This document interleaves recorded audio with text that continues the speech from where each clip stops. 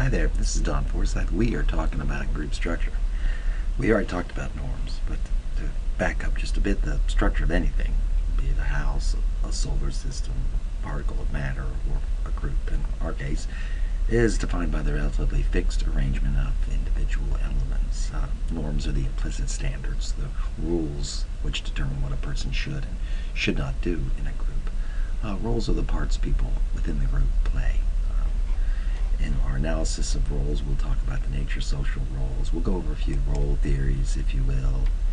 We'll also talk about Moreland and Levine's theory of group socialization. Talk just a little bit about role stress. So, roles, as I mentioned, they're the parts people play. It's the term by it's not an accident that a role in a play defines what the actors shouldn't do when they're on stage and how they relate to other characters on the stage in the play or film or what have you. And roles within a group do the same thing. They define the expected behaviors and emotions and thoughts and responsibilities of the individuals within the group. Like a role in a play, individuals in a play would be cast into a particular role. They would try out for a part, perhaps win the role. But so in a sense, roles are somewhat independent of the individuals who occupy them. When people come and go within a group, the roles in a sense remain. So a group leader, for example, may move on to a new group, but that leader role remains within the group and is filled by someone else. So they're above the actual individual members of the group. Roles aren't necessarily completely constraining in terms of dictating what actions the individual must perform.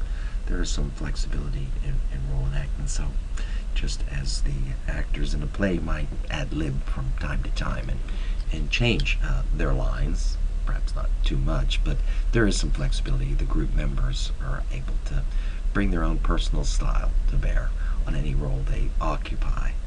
Although in some elements of a role might be mandated. They might be simply too important for the group member not to enact. If they fail to do something that's essential to the role, they're in role violation, and likely the group will respond to it. So roles are an aspect of group structure, so they obviously pattern people's actions, define responsibilities, define who is supposed to do what in a particular group situation. One of the interesting things about roles in the analysis is role differentiation occurs over time. So that when a group first forms, it might be that everyone in the group is equal in terms of their responsibilities and what they're supposed to do, and equally unpredictable, basically. But over time, roles emerge within the group, and there's differentiation of group members as they take on specific roles. The two basic categories are task-oriented roles and relationship-oriented roles. Some individuals begin to focus more and more on the work that's supposed to be done, on performing tasks and initiating structure, and others in the group will focus more on strengthening the bonds that link the group members together. Both relationships and tasks are essential qualities of groups, as Bale explained in his work. Both responsibilities which must be fulfilled. But over time, what you often find is no single individual can be both the relationship role leader and the task role leader. Oftentimes one person does one and not the other. One of the earliest theories of roles, and the classic one, would be Bean and Sheets' 1948 analysis. They were part of the National Training Laboratories, which involved bringing individuals together in long-term workshops, relatively unstructured workshops, to help people refine their interpersonal behaviors and develop their interpersonal skills. In working in small groups, the NTL, the National Training Laboratories, and they identified three big clusters of roles: the task roles, the relational roles, and individualistic roles, which don't seem to function to fulfill task needs or relationship needs. It's a fairly long list, but the task roles include such things as people who give information, who seek information, the person who elaborates on information, others who coordinate the group interaction, the person who energizes the group, the person who records the history of the group, the technician, the procedural technician who points out when the group is following the wrong process. All of these are task roles. More relationship-oriented roles would be the encourager, the harmonizer, the compromiser, the gatekeeper, and the standard setter, and so on, or the rank and file follower. The more individualistic roles, again, they don't either satisfy task needs or relationship needs. It includes things like the more aggressive member or the group member that holds the group back. The individual tries to dominate others, not to facilitate task performance, but simply to dominate others. And the flirt within the group would be the playboy, the playgirl, and the individual within the group who always has an axe to grind on a particular issue the group is trying to discuss. The bean and sheets approach, if you wanted to label it a theoretical perspective, would be the functional role theory. Their argument was that these roles serve basic functions, the two core functions being promote task performance and promote the stability of the interpersonal relations in the group, and these roles fulfill those particular functions of the group. A more dynamic view of roles comes from the interactionist role theorists. Most of that work can be traced back to symbolic interactionists. Say, for example, the sociologist Irving Goffman, who talked about when individuals interact with each other in social encounters, they do so constructively, trying to help each other smooth out the social interaction by responding to their other people's roles appropriately, by helping others define their roles, and by themselves recognizing what the role demands they face and enacting those roles appropriately. So this is the idea that we are working collaboratively in a group situation to fulfill our roles and assist others as they fulfill their roles as well. Various concepts related to the interactionist role theory might be role sending, so you through communication let other people know what the requirements of the role which they have adopted are. Role taking is when a person decides to step in. Role taking is recognizing other people's role requirements. It is a perspective taking process. Role enactment is actually taking on the role. So to be clear about that, so role sending is to help others understand what the role demands are. Role taking is when you see the world from the perspective of another person's role that they may occupy. Example of that would be when a follower is able to understand what the requirements of the leader role might be. And role enactment occurs when one takes on the requirements of a role. The research, for example, by organizational social sociologist Becky, found that some groups are able to organize themselves very quickly.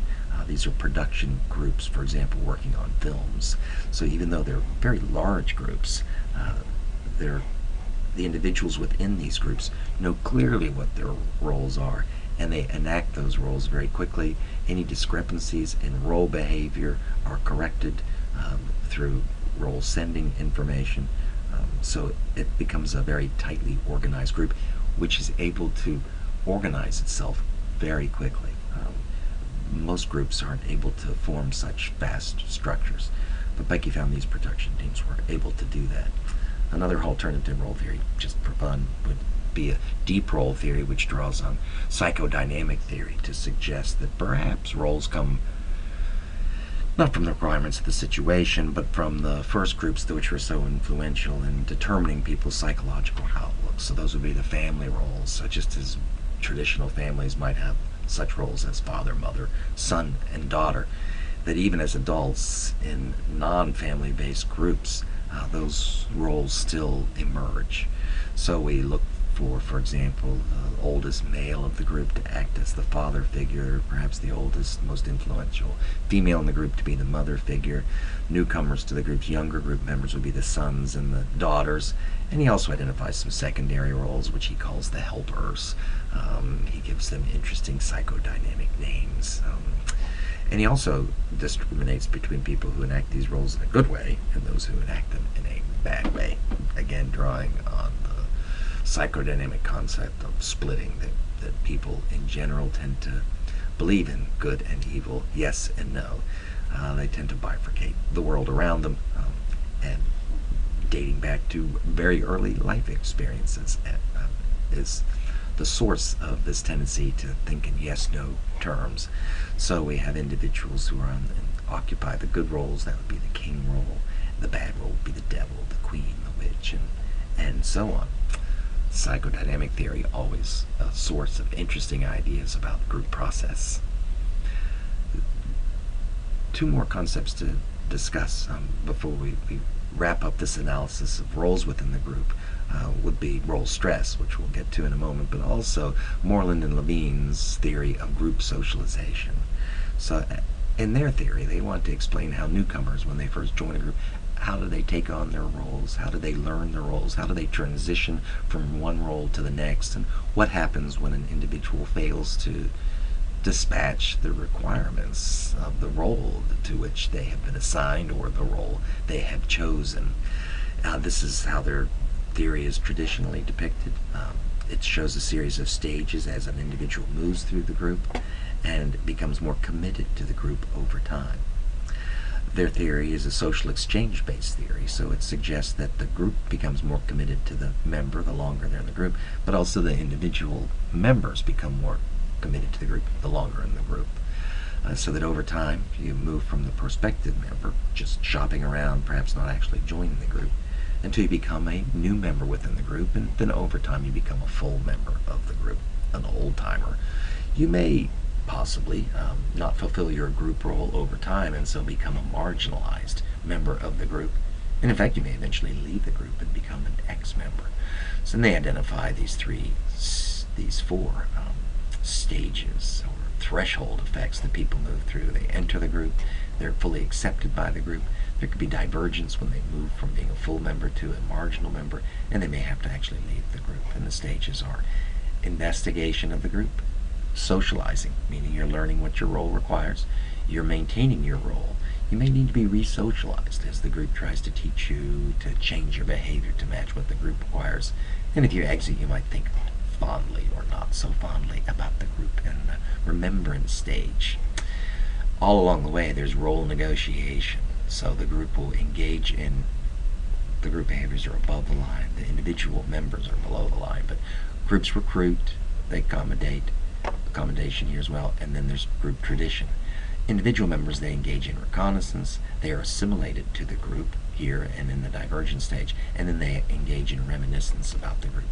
So it's a very interesting theoretical model which describes how individuals and groups change over time. This, however, is simply an example of one hypothetical person's movement through the group. It isn't, they're not trying to suggest that everyone moves through their groups following the same basic path.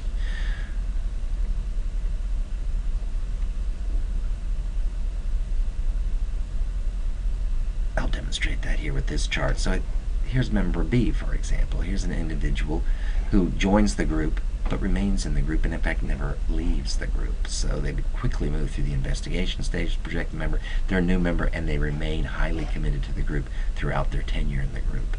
Here's an individual that didn't take quite so well. They investigated the group, they were committed to the group for a time, but they weren't as committed as these two individuals, and over time they left the group. So, and these three, of course, are also simply hypothetical examples of a person's possible transition through the group.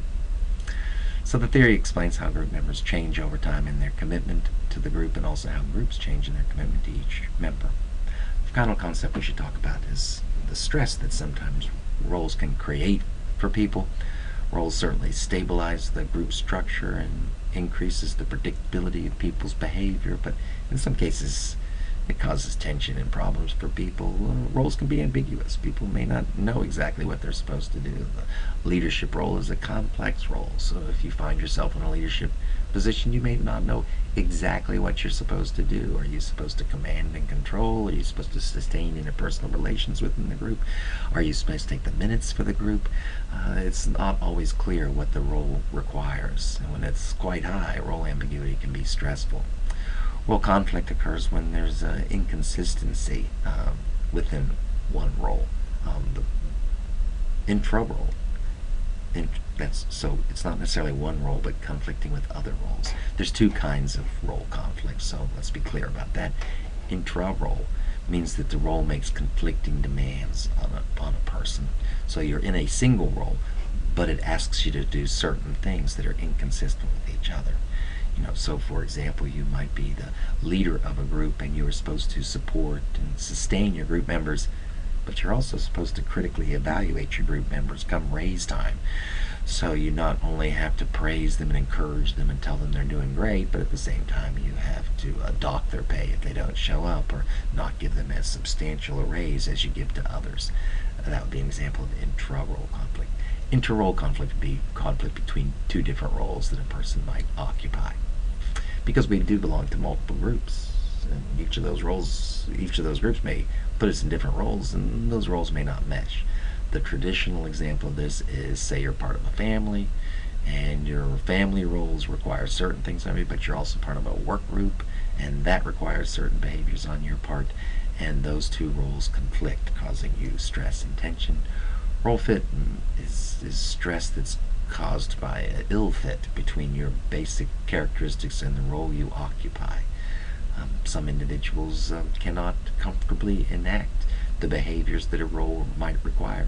Others might be completely satisfied with what they're supposed to do because it matches their attitudes and values. But when roles don't fit the person, then stress is very likely. And in cross-cultural research looking at role stress across the countries, we see that ambiguity continues to be a strong source of role stress in certain countries, these particular countries out here. Other forms of role conflict are higher in these countries. And other countries don't have a lot of ambiguity or stress over roles, Mexico and Indonesia. Our final topic is going to be intermember relations. We will go on to that in my next presentation. We'll talk a little about social network analysis and also Bayles' classic theory, Simlog. Thank you for joining me.